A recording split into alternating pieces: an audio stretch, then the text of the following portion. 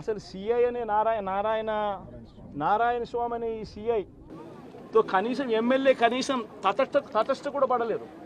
కనీసం చూసిన దాఖలాలు కూడా లేవు వీళ్ళిద్దరూ. ఆ రోజు ఆయన ఉండేది వేరే లొకేషన్లో గొడవలో వేరే లొకేషన్ టౌన్ మధ్యలో గొడవ జరుగుతా అంటే ఆయన ఉన్నాడు, టౌన్ మొదట్లో ఈయన ఉన్నాడు. అసలు ఆయన తటస్థపడలేదు. ఆయన మీద ఆ గొడవ జరిగేటప్పుడు రాళ్ళు ఇటువైపు నుంచి అటువైపు నుంచి పడ్డాయి. చిన్న రాయి ఏదో తగిలి ఉండొచ్చేమో బహుశా, కానీ చిన్న రాయి కాబట్టి అసలు ఆయన మరుసటి రోజు ఆయన అదే రోజు మెడికో లీగల్ కేసు కూడా పెట్టలా. అంటే ఎంత చిన్న ఘటన అది, జరిగిందో లేదో కూడా తెలియదు. మే 14న జరిగితే 9 రోజుల తర్వాత అంటే మే 23వ తారీఖున ఆయనకి ఏదో జరిగిందన్నట్టుగా ఆ సిఐ హత్యాయతనం కేసు పెట్టడం జరుగుతూ ఉంది రామకృష్ణ నాయుడు. కనీసం సీన్లో కూడా లేని వ్యక్తిని. ఇది అన్యాయం కాదని అడుగుతా ఉన్నా. అసలు ఇన్సిడెంటే జరిగిందో లేదో కూడా తెలియదు ఆయనకి. ఏ మేర ఇన్సిడెంట్ నిజంగానే జరిగిందంటే మే 14న ఆయన జరిగిందంటే మే 15వ తారీఖునే మెడికో లీగల్ కేసు ఎందుకు పెట్టలేదు? 17వ తారీఖున సిట్ వేసింది కేంద్ర ఎన్నికల సంఘం. 17వ తారీఖు నుంచి 20వ తారీఖు వరకు పల్నాడు ఏరియాలో ఆ సిట్ బృందం తిరిగి ఇన్సిడెంట్ జరిగిన ప్రతి అంశం మీద రిపోర్ట్ ఇచ్చింది. ఆ రిపోర్ట్ ఇచ్చిన దాంట్లో, ఆ సిట్ ఇచ్చిన రిపోర్ట్లలో ఎందుకు ఈ అంశం రాలేదు? మరి ఈ రకంగా ఒక మనిషిని హత్యాయత్నం కేసు మీద బిగించడం ధర్మమేనా? ఇంకొక కేసు కూడా తన మీద హత్యాయత్నం కేసు పెట్టాడు. మే 13వ తారీఖున ఎన్నికల సమయంలో పాల్వాయి గేట్ అనే పోలింగ్ కేంద్రం దగ్గర తాను అక్కడికి వెళ్ళినప్పుడు జరిగిన ఘటన మీద అసలు ఎందుకు ఆ ఘటన జరిగింది? ఎవడన్నా కొద్దో గొప్ప కనీసం ఆలోచన చేసేవాళ్ళు ఎవరైనా ఆలోచన చేయాలి కదా.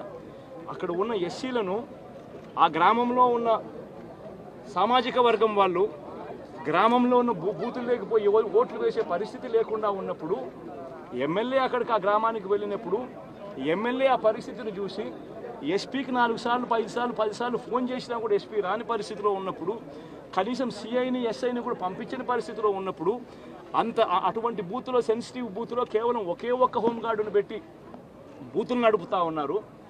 అటువంటి పరిస్థితిలో అన్యాయం జరుగుతూ ఉందని చెప్పడం కోసం, అన్యాయం జరుగుతూ ఉన్న వాళ్ళ పక్షాన్ని నిలబడడం కోసం ఎమ్మెల్యే లోపలికి పోయి ఈవీఎంను పగలగొట్టే కార్యక్రమం జరిగింది. ఎందుకు ఈవీఎంలో నిజంగానే ఎమ్మెల్యేనే రిగ్గింగ్ చేసుకుంటా ఉంటే, ఎమ్మెల్యేకి అక్కడ నిజంగానే ఎమ్మెల్యే పరిస్థితి అంత బాగుండింటే ఎందుకు ఎమ్మెల్యే ఈవీఎం పగలగొడతాడు?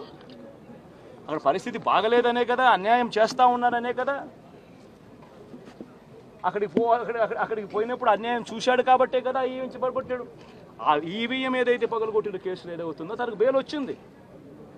ఈరోజు తాను బెయిల్ అక్కడ లోపల ఉన్నది ఈవీఎం పగలగొట్టిన కేసులో కాదు, తను లోపల ఉన్నది ఈవీఎం పగలగొట్టిన కేసులో. అన్యాయం జరిగింది అని చెప్పి, అన్యాయం జరుగుతూ ఉన్న పరిస్థితిలో ఎమ్మెల్యే అక్కడికి పోయి అడ్డుకునే కార్యక్రమంలో జరిగింది అని చెప్పి కోర్టులు కూడా గుర్తించాయి కాబట్టి తనకు బెయిల్ వచ్చింది. కానీ మళ్ళీ ఆ తర్వాత ఏం జరిగింది? ఆ ఇన్సిడెంట్ జరిగిన 10 రోజుల తర్వాత, ఆ ఇన్సిడెంట్ జరిగిన 10 రోజుల తర్వాత అంటే మే 23వ తారీఖున ఎమ్మెల్యే అక్కడికి వెళ్ళి హత్యాయత్నం చేశాడట. అదే పోలింగ్ బూత్లో హత్యాయత్నం చేశాడంట. ఎవడన్నా బుద్ధునోడు ఎవడన్నా నమ్మదానికి ఉందయ్యా? ఎవడన్నా ఎమ్మెల్యే అనేవాడు అక్కడికి పోయినప్పుడు వాళ్ళు చేస్తూ ఉన్న రిగ్గింగు, ఎమ్మెల్యే దానికి అడ్డుకునే కార్యక్రమం చేస్తూ ఉంటే ఎమ్మెల్యే అక్కడికి పోయి ఎమ్మెల్యే హత్యాయత్నం చేస్తాడా? చెప్పడానికైనా హద్దు పొద్దు ఉండాలి కదా. 10 రోజుల తర్వాత ఎమ్మెల్యే హత్యాయత్నం చేశాడని చెప్పి కేసు పెడతారు 10 రోజుల తర్వాత. ఇప్పుడు నిజంగానే అటువంటి ఇన్సిడెంట్ జరిగిందంటే సిట్టు 17వ తారీఖు నుంచి, మే 17వ తారీఖు నుంచి 20వ తారీఖు లోపల మధ్యలో ఇచ్చిన రిపోర్ట్లో, ఆ సిట్లో అది చెప్పాలి కదా. ఇట్లా జరిగింది, ఎమ్మెల్యే అనే వ్యక్తి హత్యాయత్నం చేసే కార్యక్రమం చేశాడు అని చెప్పి రావాలి కదా. మరి ఎందుకు సిట్ రిపోర్ట్లో రాలేదు? ఈ రకంగా ఒక మనిషిని కేవలం 4 సార్లు ఎమ్మెల్యే, తాను 2000 కన్సిస్టెంట్గా 4 సార్లు ఎమ్మెల్యే గెలిచాడు. 2009లో గెలిచాడు, 2011లో గెలిచాడు, 2014లో గెలిచాడు, 2019లో గెలిచాడు. ఒక మనిషి కన్సిస్టెంట్గా 4 సార్లు ఎమ్మెల్యేగా గెలుస్తూ వస్తున్నాడు అని అంటే ఆ మనిషి మంచోడు కాబట్టి గెలుస్తూ వచ్చాడు, ఆ మనిషి మంచోడు కాబట్టి ప్రజలు ఆశీర్వదిస్తూ వచ్చారు. అటువంటి వ్యక్తిని తీసుకొని వచ్చి తప్పుడు కేసులలో ఈ మాదిరిగా బిగించడం ఎంత మటుకు ధర్మం? ఈరోజు ఒక్క రామకృష్ణ నాయుడు ఒక్క పరిస్థితే కాదు, రాష్ట్ర వ్యాప్తంగా ప్రతి గ్రామంలోనూ కూడా ఇదే కార్యక్రమాలు జరుగుతూ ఉన్నాయి.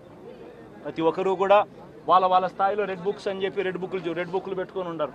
చంద్రబాబు నాయుడు స్థాయిలో చంద్రబాబు నాయుడు ఒక రెడ్ బుక్, లోకేష్ స్థాయిలో లోకేష్ ఒక రెడ్ బుక్, ఎమ్మెల్యే స్థాయిలో ఎమ్మెల్యే ఒక రెడ్ బుక్, మండల స్థాయిలో మండల నాయకుడు ఒక రెడ్ బుక్, గ్రామ స్థాయిలో గ్రామంలో ఇంకో రెడ్ బుక్, గ్రామ స్థాయిలో ఇంకో నాయకుడు, గ్రామ స్థాయిలో ఇంకో రెడ్ బుక్. రెడ్ బుక్లలో పెట్టుకొని ఏం చేస్తూ ఉన్నారు? అతి దారుణంగా అన్యాయంగా ఆస్తులు ధ్వంసం చేస్తూ ఉన్నారు. రాష్ట్రం మొత్తం దాన్ని చూస్తూ ఉంది, కానీ ఎవడు మాట్లాడడం లేదు. దొంగ కేసులు పెడతా ఉన్నారు, పోలీసులు ప్రేక్షక పాత్ర పోషిస్తూ ఉన్నారు. దొంగ కేసులు పెడతా ఉన్నారు, వాళ్ళే కొడతారు, మన ఇటువైపున కేసులు పెడతా ఉన్నారు. రాష్ట్రం మొత్తం ఇది చూస్తూ ఉంది. చీని చెట్లు నరికేస్తూ ఉన్నారు, ఆస్తులు ధ్వంసం చేస్తూ ఉన్నారు, కనిపిస్తూ ఉంది. ఎమ్మెల్యేలు ఏకంగా జేసీబీల మీద పొక్లేన్ల మీద ఎమ్మెల్యేలు స్వయంగా తీసేసి ఏకంగా పోయి బిల్డింగులు పగలగొట్టే కార్యక్రమాలు చేస్తూ ఉన్నారు.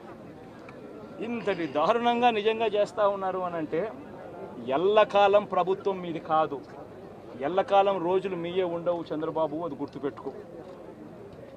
మీ పాపాలు పండుతూ ఉన్నాయి వేగంగా. ప్రజలు దీన్ని క్షమించని పరిస్థితుల్లోకి వస్తారు. ఖచ్చితంగా మీకు బుద్ధి చెప్పే పరిస్థితులు రోజులు కూడా ఉంటాయి. శాతనైతే మంచి చేయండి, మంచి చేసి ప్రజల మనసులు గెలుచుకుని ఓట్లు ప్రజల మనసుల్లో స్థిరస్థాయిగా నిలబడే కార్యక్రమం చేయండి. కానీ తప్పుడు రాజకీయాలు ఈ మాదిరిగా నువ్వు ఒక్కరివే చేస్తావు అనుకుంటా ఉన్నావు. ఇదే మాదిరిగా కొనసాగితే రాష్ట్రంలో ఒక తప్పుడు సాంప్రదాయానికి నువ్వు నాంది పలుకుతా ఉన్నావు. నువ్వు వేసే ఈ బీజం, నువ్వు వేసే ఈ తప్పుడు సాంప్రదాయం, రేపొద్దున నువ్వు వేసే ఈ బీజం చెట్టు అవుతుంది. రేపొద్దున నువ్వు ఏదైతే ఇత్తుతావో అదే పండుతుంది. రేపొద్దున మళ్ళీ మీ గ్రామాలలో మీ కార్యకర్తలకు ఇదే పరిస్థితినే ఇదే మాదిరిగానే మళ్ళీ జరిగే కార్యక్రమాలు కూడా జరుగుతాయి. అటువంటి తప్పుడు సాంప్రదాయాలు దయచేసి ఇప్పటికన్నా ఆపండి. నాయకులుగా ఉన్న మనలాంటి వాళ్ళం ఇలాంటివి ప్రోత్సహించకూడదు. ఇలాంటివి ఎవరు తప్పు చేసినా తప్పు అని చెప్పే కార్యక్రమం నాయకులుగా మనం చెయ్యాలి. కానీ దగ్గరుండి ఈ మాదిరిగా ప్రోత్సహించడం అతి దుర్మార్గమైన కార్యక్రమం. దయచేసి దీనికి ఫుల్ స్టాప్ పెట్టే కార్యక్రమం ఖచ్చితంగా చేయండి చంద్రబాబు అని చెప్పి సందర్భంగా మరొక్కసారి చంద్రబాబును ఈసారి హెచ్చరిస్తున్నామని కూడా చెప్తా ఉన్నాం. ఈసారి కోరడం లేదు, హెచ్చరిస్తున్నామని కూడా చెప్తా ఉన్నాం. ఇదే మాదిరిగా జరుగుతూ పోతూ ఉంటే మాత్రం ఎవరైనా కూడా ఊరుకునే కార్యక్రమం జరగదు. రియాక్షన్ అనేది ఖచ్చితంగా ఉంటుందని కూడా చంద్రబాబు నాయుడు సందర్భంగా గట్టిగా చెప్తాం. అలాగే మీరు చెప్తున్నారు, దయచేసి మీరు మనం గెలిచాం కదా అని చెప్పి గత ప్రభుత్వ నాయకుల్ని కానీ వారి కార్యకర్తల్ని కానీ దయచేసి దాడులు కానీ ఇవన్నీ చేయకండి, వారిని హింసించకండి. కనీసం సోషల్ మీడియాలో పోస్టులు కూడా పెట్టకండి. వాళ్ళు చేసిన తప్పు మనం చేయదు ఎవరిని. ఎందుకంటే మరీ చట్టాలని అధిగమించి కొంతమంది చేసి ఉండొచ్చు. అది పెద్దలు పివి నరసింహారావు గారు చేసినట్టుగా చట్టం తన పని చేసుకుపోతుంది. అందుకని మనం మటుకు దయచేసి ఎవరిని కక్ష సాధింపు చర్యలకి తీసుకురాకండి. అది మనకి మంచిది కాదు, మనం చేయొద్దు. అందుకని మీ అందరికీ సర్వం ఇప్పుడు సుఖం కలగాలి, మీరందరూ క్షేమంగా ఇంటికి వెళ్ళాలి. నాకంటే వయసులో ఉన్న మీ ఇంట్లో ఉన్న పెద్దలందరికీ నా పాదాభివందనాలు తెలియజేయండి. మా జనసేన